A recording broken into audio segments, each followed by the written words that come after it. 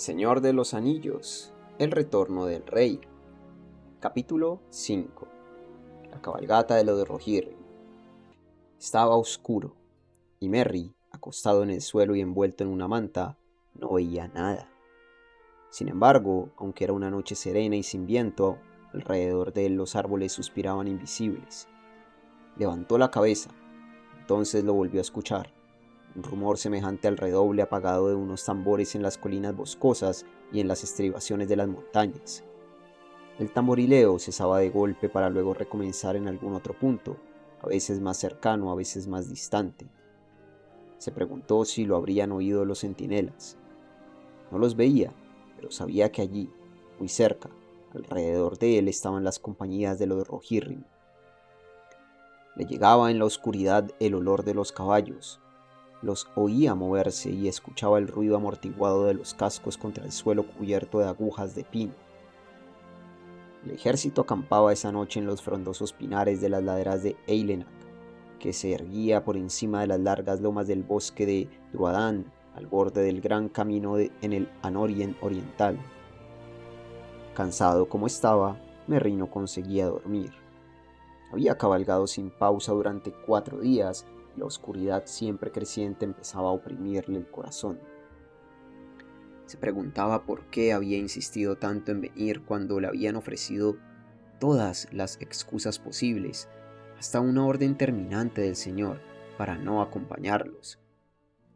Se preguntaba además si el viejo rey estaría enterado de su desobediencia y si se habría enfadado.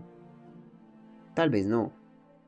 Tenía la impresión de que había una cierta connivencia entre Dernhelm y Elfhelm, el mariscal que capitaneaba el Eored en que cabalgaban ahora.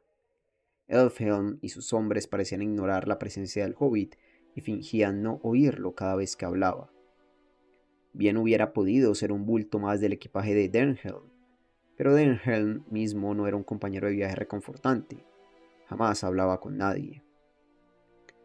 Y Merry se sentía solo, insignificante y superfluo.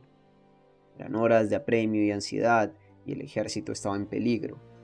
Se encontraban a menos de un día de cabalgata de los burgos amurallados de Minas Tirith, y antes de seguir avanzando habían enviado batidores en busca de noticias. Algunos no habían vuelto. Otros regresaron a galope tendido, anunciando que el camino estaba bloqueado. Un ejército del enemigo había acampado a 3 millas al oeste de Amundín, y las fuerzas que ya avanzaban por la carretera estaban a no más de 3 leguas de distancia. Patrullas de orcos recorrían las colinas y los bosques de alrededor.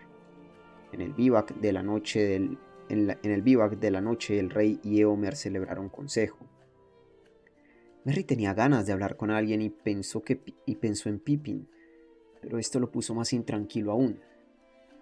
Pobre Pippin, encerrado en la gran ciudad de piedra, solo y asustado. Merry deseó ser un jinete alto como Éomer. Entonces haría sonar un cuerno y partiría al galope a rescatar a su compañero. Se sentó y escuchó los tambores que volvían a redoblar, ahora cercanos. Por fin oyó voces muy quedas, y vio luces que estaban entre los árboles, el resplandor mortecino de unas linternas veladas. Algunos hombres empezaron a moverse a tientas en la oscuridad. Una figura alta irrumpió de pronto entre las sombras, y al tropezar con el cuerpo de Merry maldijo las raíces de los árboles. Merry reconoció la voz de Elfhelm, el mariscal.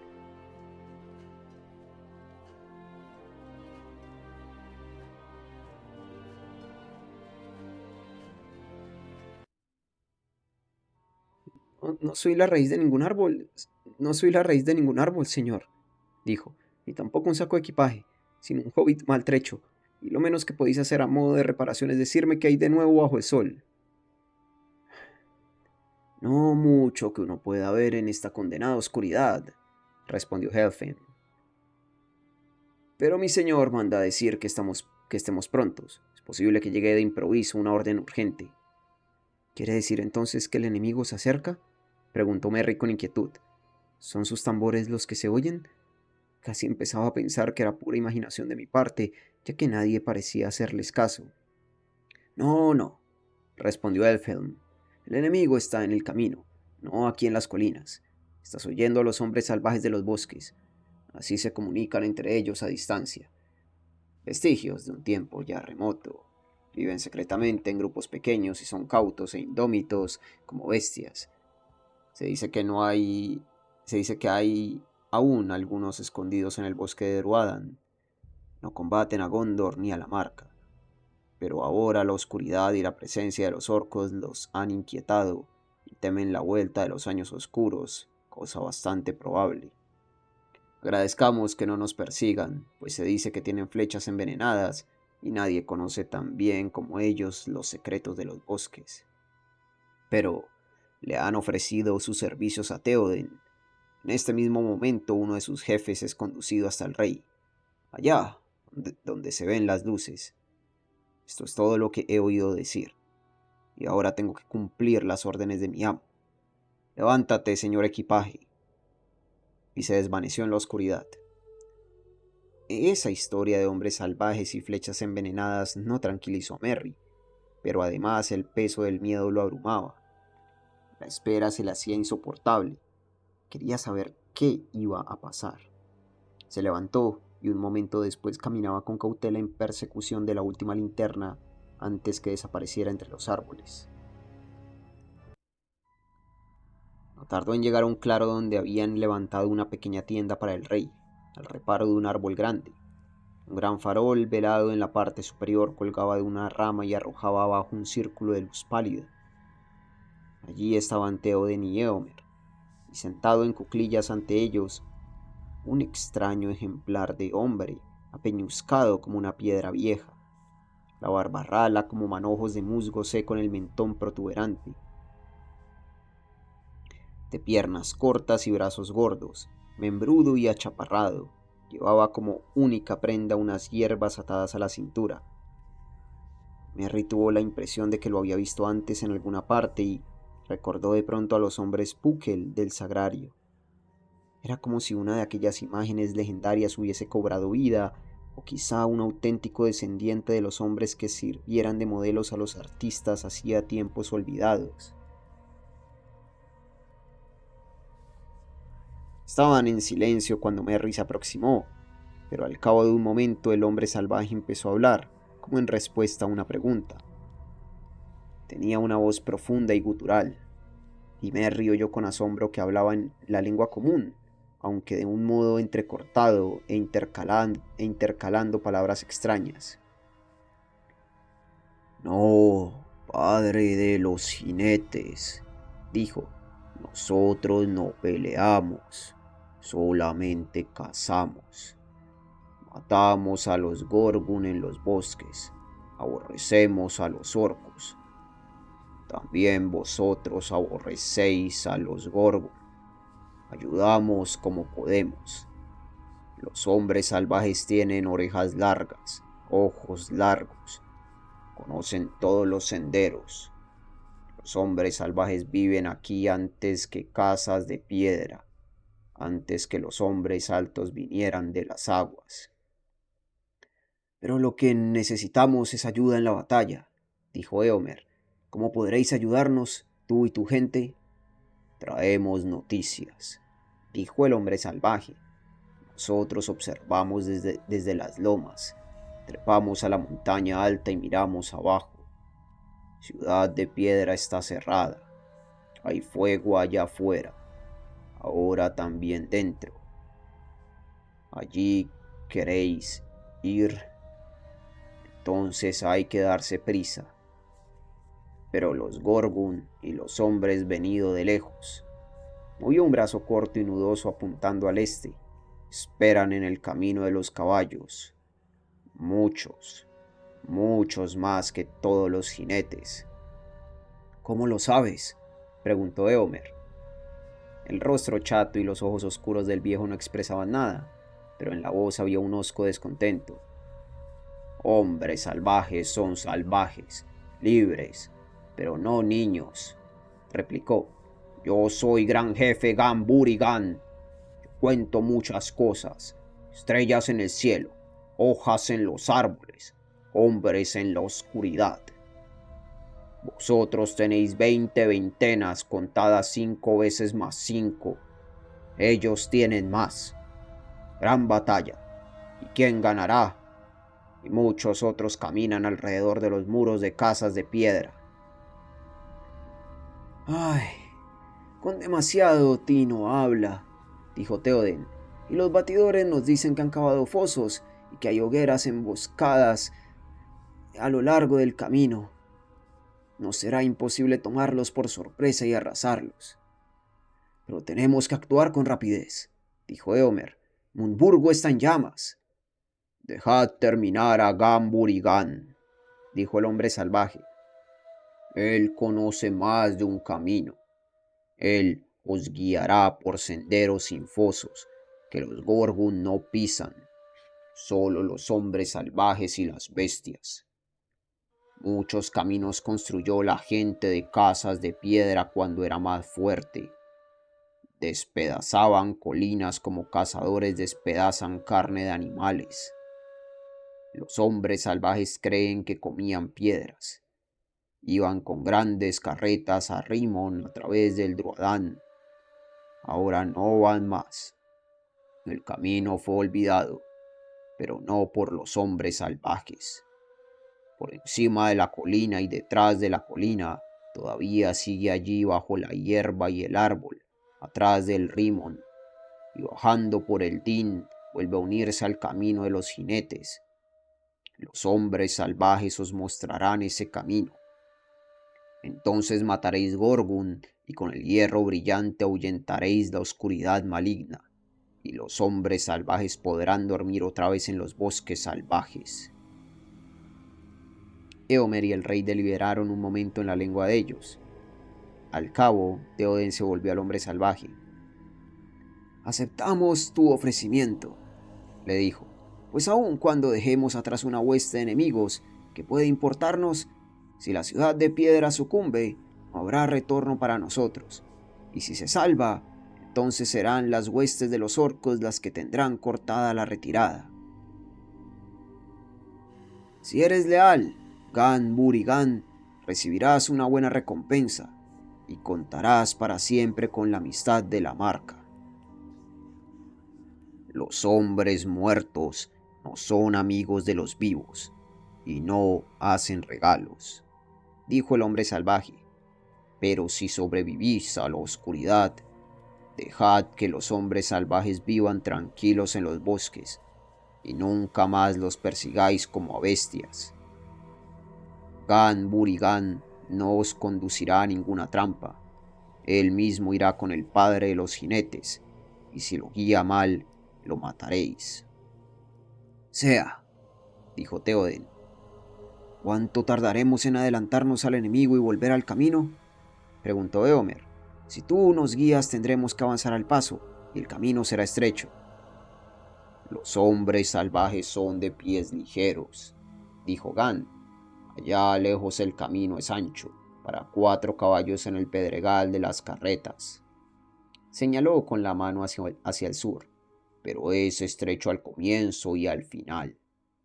El hombre salvaje puede caminar de aquí a Din entre la salida del sol y el mediodía.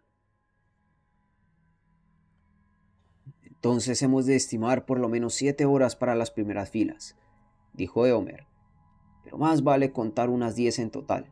Algo imprevisible podría retrasarnos, y si el ejército tiene que avanzar en filas, necesitaremos un tiempo para reordenarlo al salir de las lomas. ¿Qué hora es? ¿Quién puede saberlo?, dijo Theoden. Todo es noche ahora. Todo está oscuro, pero no todo es noche, dijo Gan. Cuando el sol se levanta, nosotros lo sentimos, aunque esté escondido. Ya trepa sobre las montañas del este. Se abre el día en los campos del cielo.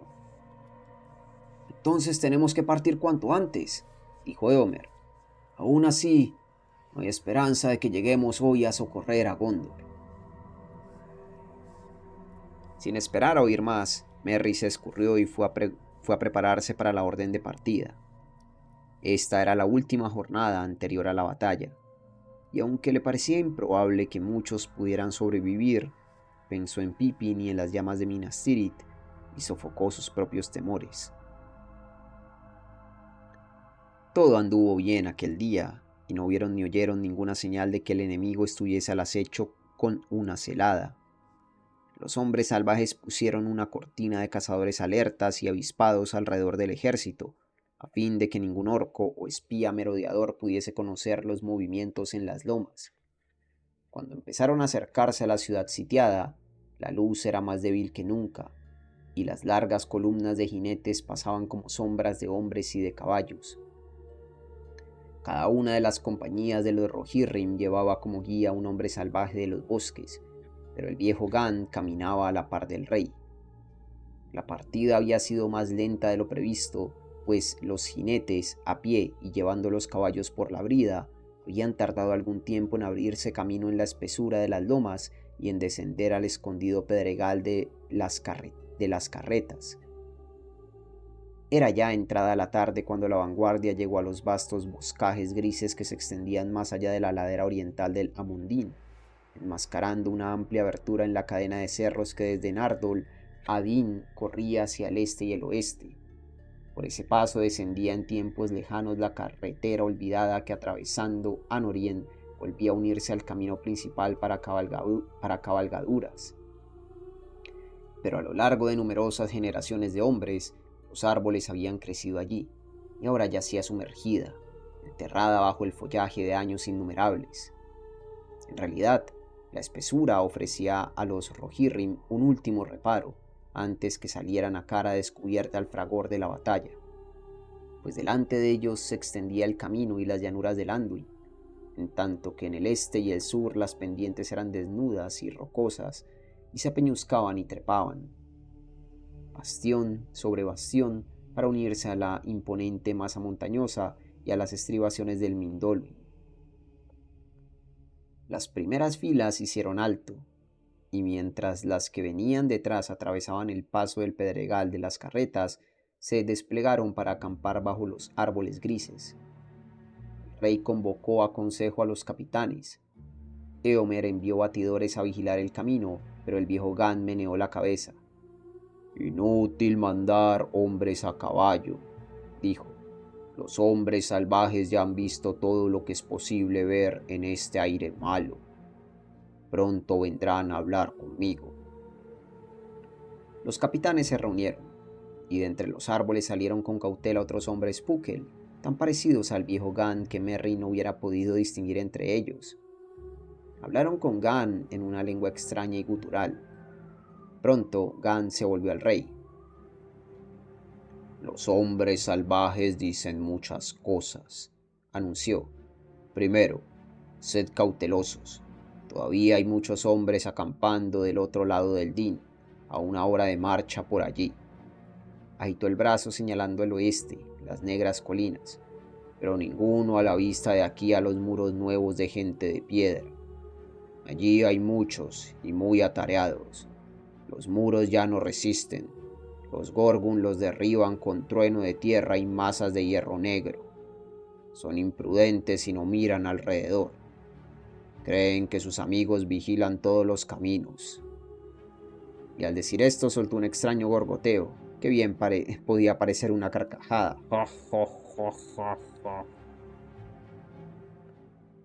«Buenas noticias», dijo Éomer. «Aún en esta oscuridad brilla de nuevo una luz de esperanza. Más de una vez los artilugios del enemigo nos han favorecido. La maldita oscuridad puede ser para nosotros un manto protector. Y ahora, encarnizados como están en la destrucción de Gondor, decididos a no dejar piedra sobre piedra, los orcos me han librado del mayor de mis temores. El muro exterior habría resistido largo tiempo a nuestros embates. Ahora podremos atravesarlo como un trueno, si llegamos a él».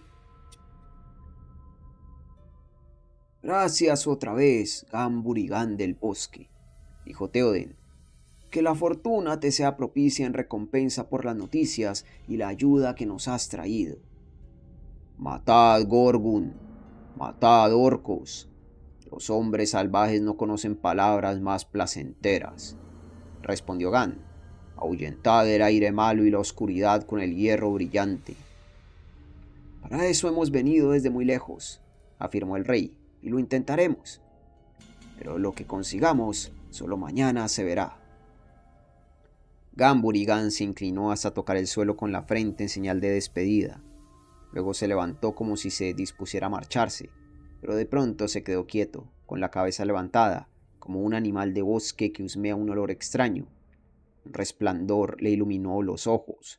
«¡El viento está cambiando!», gritó, y con estas palabras, como en un parpadeo, él y sus compañeros desaparecieron en las tinieblas, y los hombres de Rohan no los volvieron a ver nunca más. Poco después se oyó otra vez en el este lejano el batir apagado de los tambores, pero en todo el ejército de los Rohirrim nadie temió un instante que los hombres salvajes pudieran cometer una traición, por más que pareciesen extraños y poco atractivos. «Ya no tenemos necesidad de guías», dijo Elfhelm. «Hay entre nosotros jinetes que han cabalgado hasta Munburgo en tiempos de paz, empezando por mí. Cuando lleguemos al camino, doblará hacia el sur, y desde allí hasta el muro de los confines de los burgos habrá otras 7 leguas. La hierba abunda a los lados de casi todo el camino. En ese tramo los mensajeros de Gondor corrían más que nunca. Podremos cabalgar rápidamente y sin hacer mucho ruido». «Pues como nos espera una lucha cruenta y necesitaremos de todas nuestras fuerzas», dijo Éomer, «yo propondría que ahora descansáramos, que partiéramos por la noche. De ese modo podríamos llegar a los campos cuando haya tanta luz como pueda haberla, o cuando nuestro Señor nos dé la señal». El rey estuvo de acuerdo y los capitanes se retiraron, pero Elfhelm volvió poco después. «Los batidores no han encontrado nada más allá del bosque gris, señor», dijo, «salvo 2 hombres muertos y 2 caballos muertos». «Entonces», dijo Éomer, «entonces estos, señor, eran mensajeros de Gondor. Uno de ellos podría ser Irgon. En todo caso, aún apretaba en la mano la flecha roja, pero lo habían decapitado. Y también esto, según los indicios, pareciera que huían hacia el oeste cuando fueron abatidos. A mi entender, al regresar encontraron al enemigo ya dueño del muro exterior, o atacándolo, y eso ha de haber ocurrido hace 2 noches. Se utilizaron los caballos de recambio de las postas, como es costumbre. Al no poder entrar en la ciudad, han de haber dado media vuelta». «Ay», dijo Theoden, «eso quiere decir que Denethor no ha tenido noticias de nuestra partida, y ya habrá desesperado». «La necesidad no tolera tardanzas, pero más vale tarde que nunca», dijo Éomer. «¿Y acaso ahora el viejo refrán demuestra ser más cierto que en todos los tiempos pasados, desde que los hombres se expresan con la boca?» Era de noche. Por las 2 orillas del camino avanzaban en silencio el ejército de Rohan. El camino que contorneaba las pendientes del Mindolluin corría ahora hacia el sur. En lontananza delante de ellos y casi en línea recta había un resplandor rojo, y bajo el cielo negro las laderas de la gran montaña eran sombrías y amenazantes. Ya se estaban acercando al ramas del Pelennor, pero aún no había llegado el día. En medio de la primera compañía cabalgaba el rey, rodeado por su escolta. Seguía el Eored de Elfhelm, y Merry notó que Dernhelm se separaba de los suyos y avanzaba hasta cabalgar detrás de la guardia del rey. La columna hizo un alto. Merry oyó que hablaban en voz baja algunos de los batidores que se habían aventurado hasta las cercanías del muro, que acababan de regresar. Se acercaron al rey. «Hay grandes hogueras, señor», dijo uno. «La ciudad está toda en llamas, y el enemigo cubre los campos. Pero todos parecen tener una única preocupación: el asalto de la fortaleza, y hasta donde hemos podido ver son pocos los que quedan fuera de los muros, y empeñados como están en la destrucción, no se dan cuenta de lo que pasa alrededor». «¿Recordáis las palabras del hombre salvaje, señor?», dijo otro. «Yo, en tiempos de paz, vivo en la campiña y al aire libre. Me llamo Witfara, y también a mí el aire me trae mensajes. Y el viento está cambiando. Ahora sopla una ráfaga del sur con olores marinos, que todavía leves. La mañana traerá novedades. Por encima del humo llegará el alba, cuando paséis el muro». «Si es cierto lo que dices, Witfara, ojalá la vida te conceda 100 años de bendiciones a partir de este día», dijo Theoden, y volviéndose a los hombres del séquito les habló con voz clara para que los jinetes del primer Eored también pudiesen escucharlo. «Jinetes de la Marca, hijos de Eorl, la hora ha llegado. Lejos os encontráis de vuestros hogares, y ya tenéis por delante el fuego y el enemigo. Vais a combatir en campos extranjeros, pero la gloria que ganéis será vuestra para siempre. Habéis prestado juramento, id ahora a cumplirlo, en nombre de vuestro rey, de vuestra tierra y la alianza de amistad». Los hombres golpearon las lanzas contra el brocal de los escudos. «Eomer, hijo mío, tú irás a la cabeza del primer Eored», dijo Theoden, «que marchará en el centro detrás del estandarte real. Elfhelm, conduce a tu compañía hacia la derecha cuando hayamos pasado el muro, y que Grimbold lleve la suya hacia la izquierda. Las compañías restantes seguirán a estas tres primeras, a medida que vayan llegando, y allí donde encontréis hordas de enemigos, atacad. Otros planes no podemos hacer, pues ignoramos aún cómo están las cosas en el campo. Adelante ahora, y que no os arredre la oscuridad». La primera compañía partió tan rápidamente como pudo, pues pese a lo augurado por Witfara, la oscuridad era todavía profunda. Merry iba montado en la grupa del caballo de Derhelm, y mientras se sostenía con la mano izquierda, con la otra procuraba desenvainar la espada. Ahora sentía en carne viva cuánto había de verdad en las palabras del rey. ¿Qué harías tú, Meriadoc, en semejante batalla? Lo que estoy haciendo, ni más ni menos, se dijo. Convertirme en un estorbo para un jinete y tratar de mantenerme en la silla y no morir aplastado bajo los cascos. Una distancia de apenas una legua los separaba del sitio donde antes se alzaban las murallas, y poco les llevó reconocerlas. Demasiado poco para el gusto de Merry. Hubo gritos salvajes y algún ruido de armas, pero la escaramuza fue breve. Los orcos en actividad alrededor de las murallas eran poco numerosos, y tomados por sorpresa fue fácil abatirlos, o al menos obligarlos a retroceder. Ante la puerta en ruinas del norte del Ramas, el rey ordenó un nuevo alto. Tras él y flanqueándolo por ambos lados, se detuvo el primer Eored, Dernhelm. Dernhelm continuaba cabalgando a pocos pasos del rey, pese a que la compañía de Elfhelm se había desviado a la derecha. Los hombres de Grimbold fueron hacia el este y un poco más lejos penetraron por una brecha en el muro. Merry espió por detrás de la espalda de Erhelm. A lo lejos, a 10 millas, quizá más, había un gran incendio.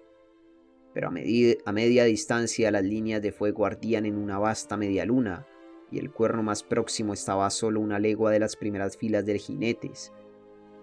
Nada más distinguió el hobbit en la oscuridad de la llanura, ni vio por el momento ninguna esperanza de amanecer, ni sintió el más leve soplo de viento, cambiante o no.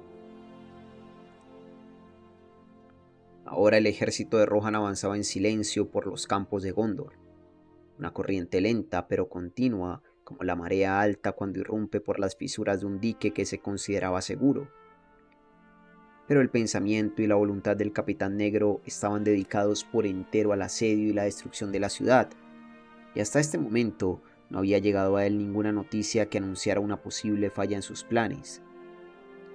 Al cabo de cierto tiempo, el rey desvió la cabalgata ligeramente hacia el este para pasar entre los fuegos del asedio y los campos exteriores. Hasta allí habían avanzado sin encontrar resistencia, y Theoden no había dado aún ninguna señal. Por fin hicieron un último alto. Ahora la ciudad estaba cerca. El olor de los incendios flotaba en el aire y la sombra misma de la muerte.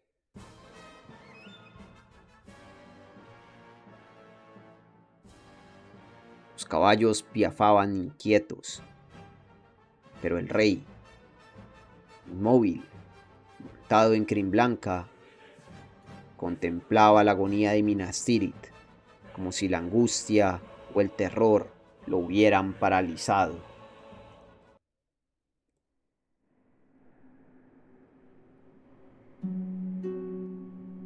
parecía encogido, acobardado de pronto por la edad. Hasta Merry se sentía abrumado por el peso insoportable del horror y la duda. El corazón le latía lentamente. El tiempo parecía haberse detenido en la incertidumbre.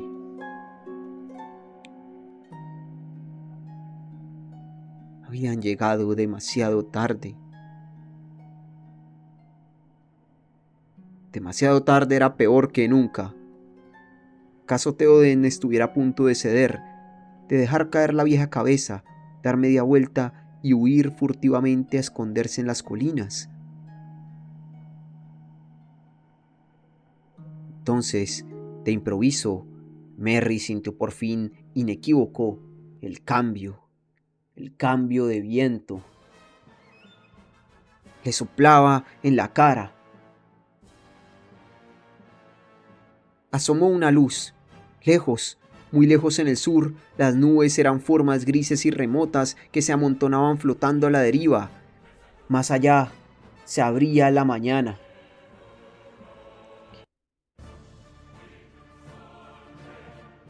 Pero en ese mismo instante hubo un resplandor, como si un rayo hubiese salido de las entrañas mismas de la tierra bajo la ciudad. Durante un segundo vieron la forma incandescente, enceguecedora y lejana en blanco y negro, y la torre más alta resplandeció como una aguja rutilante, y un momento después, cuando volvió a cerrarse la oscuridad, un trueno ensordecedor y prolongado llegó desde los campos. Como al conjuro de aquel ruido atronador, la figura encorvada del rey se enderezó súbitamente, y otra vez se lo vio en la montura, alto y orgulloso, e irguiéndose sobre los estribos gritó, con una voz más fuerte y clara que la que oyera jamás ningún mortal: ¡De pie! ¡De pie, jinetes de Theoden! ¡Un momento cruel se avecina! ¡Fuego y matanza! Trepidarán las lanzas, volarán en añicos los escudos. ¡Un día de la espada! ¡Un día rojo! ¡Antes que llegue el alba! ¡Galopad ahora! ¡Galopad! ¡A Gondor!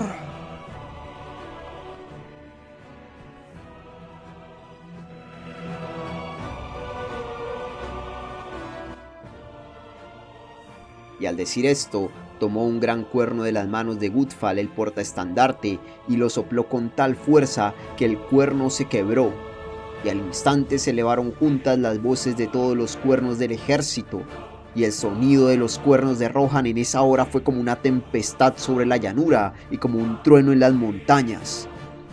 ¡Galopad ahora! ¡Galopad! ¡A Gondor! De pronto, a una orden del rey, Crimblanca se lanzó hacia adelante. Detrás de él el estandarte flameaba el viento, un caballo blanco en un campo verde. Pero Theoden ya se alejaba. En pos del rey galopaban los jinetes de la escolta, pero ninguno lograba darle alcance. Con ellos galopaba Éomer, y la crin blanca de la cimera del yelmo le flotaba al viento, y la vanguardia del primer Eored rugía como un oleaje embravecido al estrellarse contra las rocas de la orilla, pero nadie era tan rápido como el rey Theoden. Galopaba con un furor demente, como si la fervorosa sangre guerrera de sus antepasados le corriera por las venas en un fuego nuevo, y transportado por crin blanca parecía un dios de la antigüedad. El propio Orome, el Grande, se hubiera dicho en la batalla de Valar cuando el mundo era joven. El escudo de oro resplandecía y centelleaba como una imagen del sol, y la hierba reverdecía alrededor de las patas del caballo, pues llegaba la mañana y un viento del mar. Y ya se disipaban las tinieblas, y los hombres de Mordor gemían y conocían el pánico, y huían y morían, y los cascos de la ira pasaban sobre ellos. Y de pronto los ejércitos de Rohan rompieron a cantar, y cantaban mientras mataban, pues el júbilo de la batalla estaba en todos ellos, y los sonidos de ese canto, que era hermoso y terrible, llegaron aún a la ciudad. suscríbete, deja un like, un comentario y a ser posible comparte este video. Ahora sí, es el fin del capítulo 5. Vuélvete miembro del canal de YouTube, me ayudaría un montón y te llegarían todos los videos de forma anticipada. Este capítulo es una epicidad. Oye, sí me pareció raro porque yo ya había, o sea, yo hace unos días había dicho, ok, el capítulo 5 lo leo de una. Pero hoy que lo volví a revisar, claro, yo ignoré que, ay, es que la cámara creo que, mira, yo ignoré que aquí decía capítulo 6, sino que yo me puse a ver cuánto duraba y fue hasta el capítulo 7 y no me di cuenta. Por eso le coloqué 3 partes, porque claro, lo largo este capítulo fue corto, pero pues muy conciso. Claro, los 2 capítulos juntos me dan para 3 partes. Eso quiere decir que el capítulo 6 va a ser 2 partes. Pero más allá de ello, buah, este capítulo es una locura, hermano. Este capítulo es una locura. Es una locura, hermano. Es una locura, hermano. Es una locura. La llegada de Rohan a Gondor. Es una locura, hermano. Hay una escena, la película de Señor de los Anillos hace que esta escena sea epiquísima. O sea, la interpreta tan bien que me dieron ganas de ir a verla. Así que nada, espero que lo hayan disfrutado. Y nos vemos en la próxima con más de El Señor de los Anillos. Bye.